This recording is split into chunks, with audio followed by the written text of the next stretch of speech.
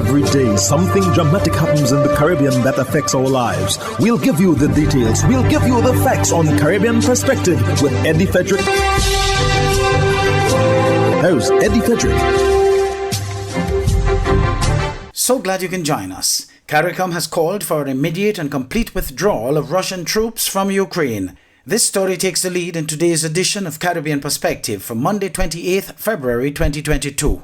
Details when we return. Hubbard's Multi-Department Mount Gay and Hubbard's Tire Bay, located at the Building Supplies Compound in Grand Anse, are reminding the motoring public that another round for licensing and inspection has begun. Just arrived are new shipments of quality furrowed and torque tires to fit all makes and models of vehicles at competitive pricing. Shop early to avoid the hassle of long lines. WhatsApp them on 473-405-5482. Hubbard's, quality service, affordable prices.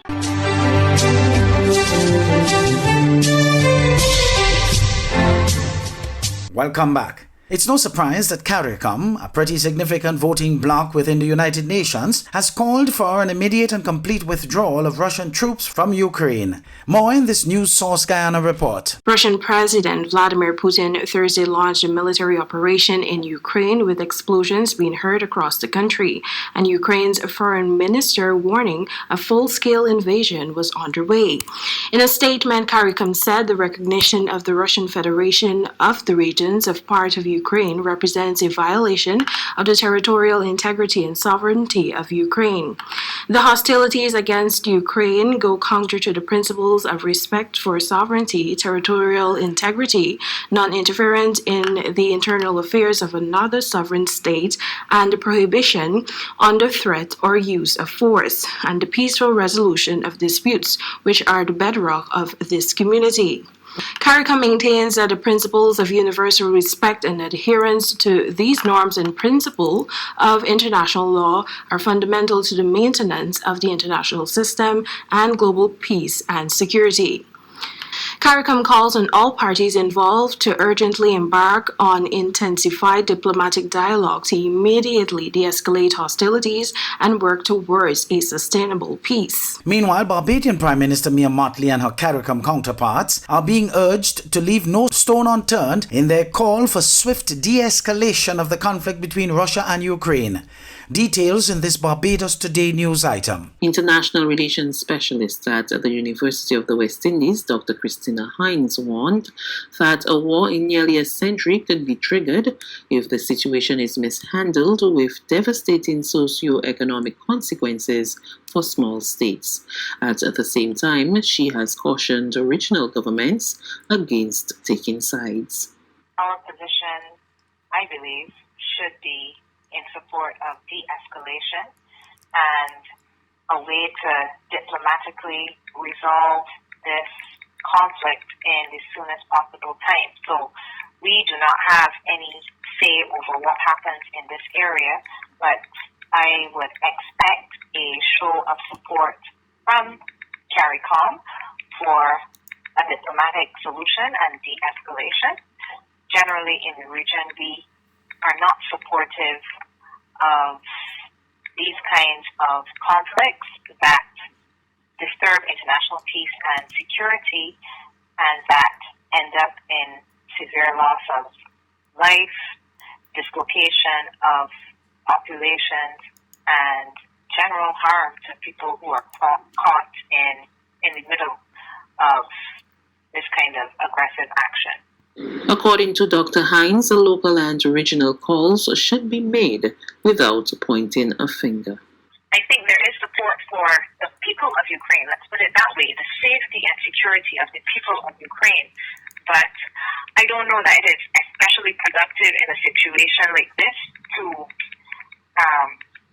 overtly appear to be taking one side or another when it is that you're seeking a diplomatic solution. The violation of sovereignty is something that is very serious in international affairs, and we see this in this conflict, and it is not acceptable. However, getting all parties to cool the situation down and resolve this is the priority rather than affixing blame one side or another. Partner at Grant Thornton, Richard Peterkin, says that St. Lucia may not be spared from the impact of the Russian invasion of Ukraine. Peterkin believes increases in oil prices coupled with a further hike in inflation could spell bad news for the island and the rest of the region. Jason Darius of the DBS News World has this update. So the concern in tourism is, okay, is this going to have an impact in people wishing to travel, as 9/11 did when everybody just stopped traveling? And the answer does not appear to be yes. I think people have kind of shrugged and they continue to make their holiday plans, and that's not going to impact that. What it will impact is the price of airfares, because the price of oil will go up, and so we are a long-haul destination, and so it's going to be a little more expensive to travel. But whatever it is, tourists have decided that St. Lucia is the destination they want to come to, and particularly in the States, which is, as I say, getting close to 60% of our tourist numbers. And so from that point of view, we do not see any immediate impact of this war. Peterkin also points to St. Lucia's high import bill and the increased cost of raw materials as a point of concern. The big problem for us is going to be the effect on the cost of things. I mean, Russia, the States is still the biggest market in the world. Demand in the States is still very strong. This conflict, if anything, is going to make the cost of raw materials, oil, and other precious metals higher, and inflation will soar. It was already bad, it's going to get worse. And so the impact for us is that, cost of living clearly goes up, which is not good for a country that is struggling. But even more importantly, if we were hoping that major stimulus projects were going to encourage and bring about economic growth, we're now going to find that the cost of those projects, all of which is imported materials, may be going up 15 to 20%. And then that means we have to find more money to pay for them. He says St. Lucia will feel the full brunt of global inflation due to any resulting conflict. Peterkin believes that while sanctions to have Russia desist failed, there are more stringent measures that the US and Europe can impose. However, these may come with a hefty cost. One of the key ones, for example, is excluding them from the SWIFT monetary arrangements, which would make it virtually impossible for Russia to do business in the world, and they still have to. Another would be to stop all imports of Russian supplies. And Europe, by its own, their trading with Russia is about 37% of their overall trading, and they depend on Russia for oil and other things. So Europe, more than the States, has kind of held back from imposing the severe options in the hope that they can still negotiate an end to this conflict. Meanwhile, CARICOM has called for an immediate and complete withdrawal of military forces from the Eastern European country. For the DBS News World, I am Jason Darius.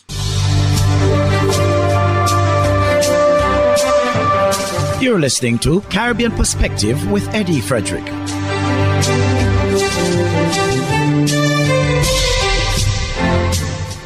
Venezuelan President Nicolas Maduro reaffirmed his support for Russian President Vladimir Putin. President Nicolas Maduro claimed that the West is intending to encircle Russia military and strategically, as per the reports in the news. During his discussion with his cabinet, Maduro spent almost an hour discussing the rising tensions between Russia and Ukraine.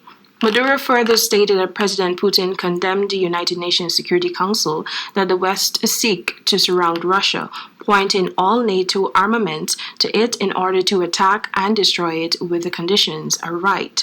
He asked, what does the world expect of President Putin if he sits on his hands and does nothing to protect his people? He further stated that Venezuela declared its complete backing for Russian President Vladimir Putin. Meanwhile, on behalf of the people of Venezuela, as interim president and representative of the only legitimate and democratic national public power of the nation, Juan Guaido has expressed support to the Ukrainian people and President Zelensky after the unjustifiable military invasion perpetuated by President Putin, backed by by dictatorship of Nicolas Maduro. He said what is happening in Ukraine and the alarming support shown by the Venezuelan dictatorship to the very serious decision taken by the Russian Federation against its nation is new proof that President Maduro regime is part of the international catalog that support each other without hesitation to perpetrate attacks against the democracies of the free world. Guaido added that all countries who consider themselves democrats throughout the world must act together. Some Jamaican students are trying desperately to escape Ukraine following Thursday's early morning invasion by the Russians. More in this television Jamaica news item as Jamila Maitland speaks with one of the students. The frightening sounds of loud explosions, fighter jets and sirens awoke many people in Ukraine Thursday morning. But for one Jamaican student, he was already on a westbound journey as he tried to make a last-minute escape from the conflict zone. The student, who will not identify, is among several Jamaicans studying medicine in Ukraine. He explained that Thursday morning was a stark contrast to Wednesday, when it was a regular day in Ukraine. He told me soldiers, armored trucks, and scores of frantic people have flooded the streets. The student revealed he wanted to leave the country earlier. However, he did not have the funds. The Jamaican government reached out to nationals with a loan in the form of a plane ticket home.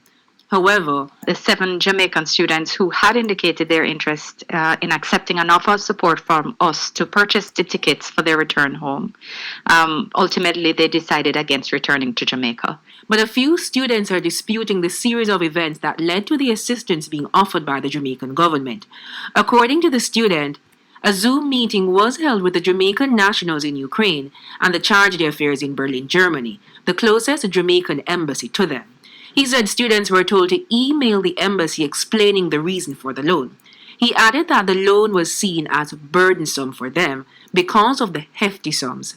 That was also a concern for another medical student, CJ McCullough, who appeared on TVJ's All Angles. The reason why most students are studying here in Ukraine is because of the financial burden. So to take out a loan and then to repay that loan and then to pay for another ticket to come all the way to this side of the world, it will be quite a strain on my parents. So I'm just exploring different options. If indeed the government did say, well, we are going to outright pay for you guys to return, I would take that with open arms, definitely. But if it's just a loan where I would have to repay it, then I have to think twice. The Foreign Affairs Ministry in a statement said, of the 43 students it's aware of in Ukraine, 15 have left. However, it did not say how many used the loan being offered.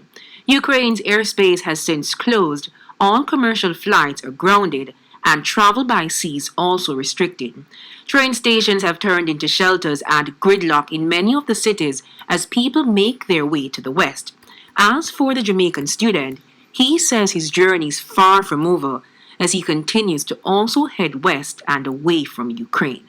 Jamila Maitland, TVJ News. Meanwhile, in another report related to Jamaicans trapped in Ukraine from CVM television, several Jamaican students are hunkered down in shelters as they await evacuation. CVM Live understands that there's now a 16-hour martial lockdown in the city and hundreds of people are being held in several bunkers as Russian military invades the country. In an exclusive interview with CVM Live, one medical student says he's worried he and the other Jamaicans in his bunker may soon run out of food. To make sure that I am staying in right now, we have about 5 Jamaicans here, but other Jamaicans are deployed. Other Jamaicans are deployed in other metro stations at the moment. We have food and water. We bought some snacks, but we don't know how long this will last for because we don't know if we'll be in the metro for a long while. Because from what we're hearing right now, outside there's a lot of explosions. He says he's terrified as he's never experienced anything like this. And although currently safe, he says he needs a way to evacuate the hotspot as soon as possible. Hubbard's Multi-Department Mount Gay and Hubbard's Tire Bay, located at the Building Supplies Compound in Grand Anse, are reminding the motoring public that another round for licensing and inspection has begun. Just arrived on new shipments of quality furrowed and torque tires to fit all makes and and models of vehicles at competitive pricing. Shop early to avoid the hassle of long lines. WhatsApp them on 473-405-5482. Hubbard's, quality service, affordable prices.